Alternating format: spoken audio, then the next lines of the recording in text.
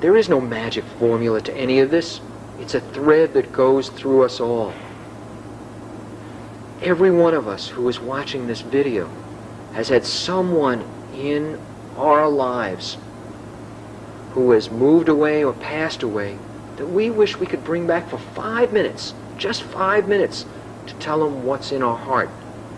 Once you establish your own uniqueness, there's a great concept that I happen to love. Unfortunately, I'll never be able to be part of it, but I happen to love it. It's the Red Hat Society. And the Red Hat Society came out of a poem, "When I'm old, I will wear purple."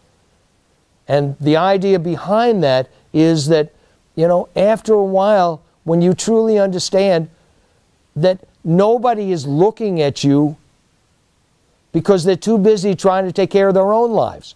And we're consumed with the idea in our lives that everybody is looking at us. Everybody sees us and they say, "Oh my gosh, look at that person, and look at this, and look at that."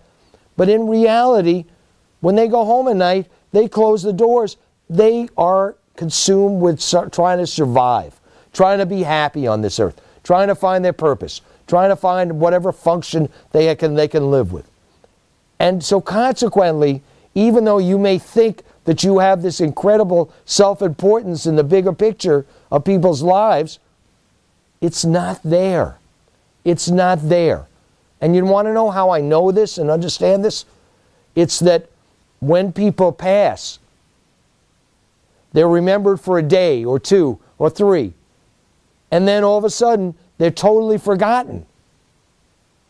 And most human beings, they can't see that through the course of their lives, so they give away the store. They give away who they are. They compromise who they are. They become sometimes a clone of another human being. They take the identity of other human beings. What a silly way to do that. I do a goals program for kids.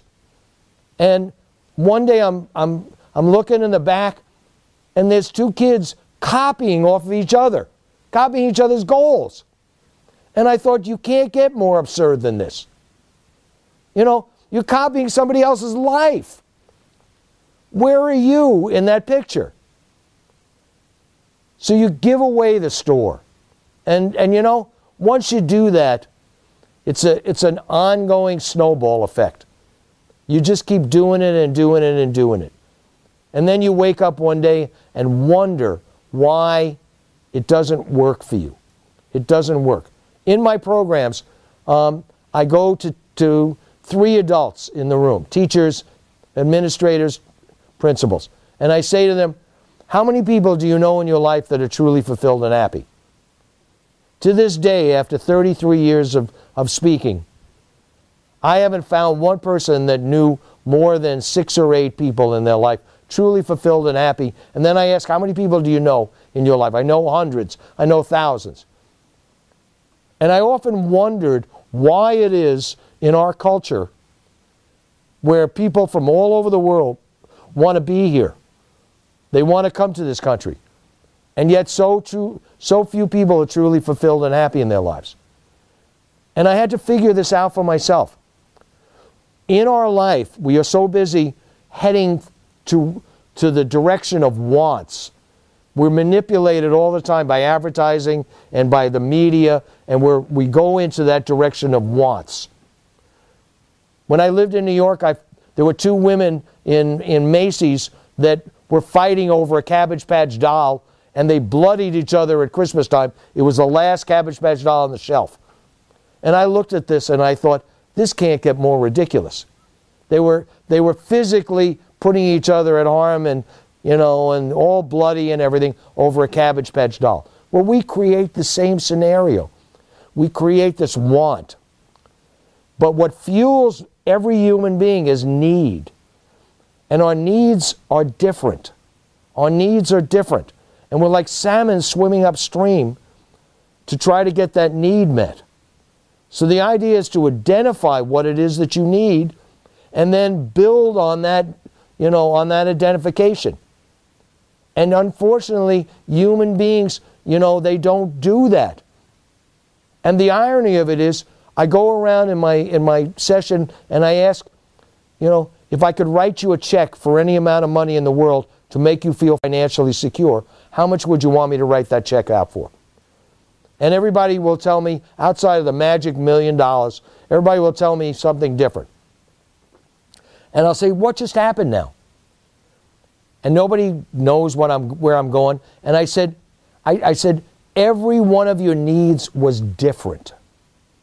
And every person's need is different on this earth. And if we start to give away that perception, and we start to focus on what other people need as opposed to what you need, again we give away the store, and again we create this sense of unhappiness. And that's a sad thing. In my life, when I first graduated from Michigan State, I held 6 Fortune 500 jobs in 18 months. I mean, enormous companies. And I would start and stop and sabotage, and I didn't want to be there. And in the bigger picture, I didn't know what I wanted, obviously. But when I came in touch with this concept of needs, and I put my priority of needs, and what my priority is, I wanted to make a difference in my life. I wanted to move that grain of sand, number one. Number two, I needed to be creative. I needed to use my mind, which was my creative strength. And number three was that I needed to be independent. Couldn't work for somebody. So when I finally discovered what all those needs were collectively together, then I could pursue a career field that would meet those needs. And that's the aim of what's happened. And not only has it been phenomenal, it was the greatest decision of my whole life. To go and to pursue something that fueled in me every single day that love and zest for life.